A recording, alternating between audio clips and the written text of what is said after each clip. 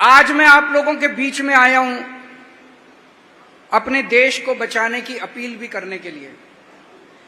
पंजाब के लोगों ने आजादी की लड़ाई में सबसे बड़ी भूमिका अदा की थी। पूरे देश में अगर कोई सबसे बड़ी कुर्बानी आजादी की लड़ाई में मानी जाती है तो शहीद आजम भगत सिंह की कुर्बानी मानी जाती है। पंजाब के लोगों की कुर्बानी पता नहीं कितने पंजाब के लोग देश को आजाद कराने के लिए शहीद हो गए। आज हमारे देश की आजादी खतरे में है, हमारे देश का संविधान खतरे में है, हमारे देश की जनतंत्र खतरे के अंदर है।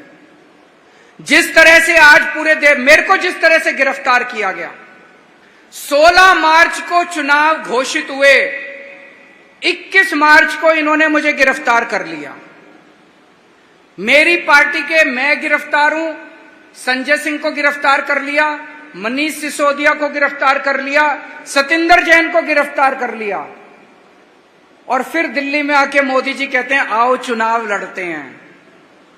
अरे हमारे 4 सबसे बड़े नेताओं को गिरफ्तार कर लिया और कहते हो आओ चुनाव लड़ते हैं, तो चुनाव क्या लड़ोगे फिर? उधर महाराष्ट्र के अंदर मोदी जी ने एनसीपी की पार्टी के 2 टुकड़े कर दिए, उनकी पार्टी छीन ली, उनका सिंबल छीन लिया। शिवसेना के 2 टुकड़े कर दिए, उनकी पार्टी छीन ली, उनका सिंबल छीन लिया। हेमंत सोरेन को गिरफ्तार कर लिया चुनाव के पहले और कहते हैं आओ चुनाव लड़ते हैं। तो सबको पता है चुनाव लड़ने ये तो बकवास है। जैसे पाकिस्तान में हुआ, पाकिस्तान के अंदर उन्होंने इमरान खान को गिरफ्तार कर लिया, उनकी पार्टी छीन ली, उनका सिंबल छीन लिया और उसके बाद चुनाव कराया, जीत गए वो लोग। जबकि इमरान खान अगर बाहर होता तो इमरान खान की पार्टी जीतती, सब लोग जानते हैं।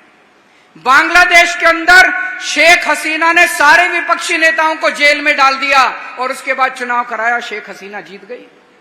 रशिया के अंदर पुतिन ने सारे विपक्षी नेताओं को या तो जेल में डाल दिया या मरवा दिया, उसके बाद चुनाव कराया, 87% वोट मिल गए पुतिन को।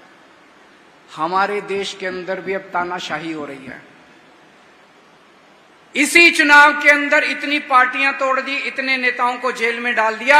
अगर इस वक्त हम लोगों ने मोदी को नहीं हराया, जनतंत्र नहीं बचेगा, संविधान नहीं बचेगा, ये देश नहीं बचेगा दोस्तों।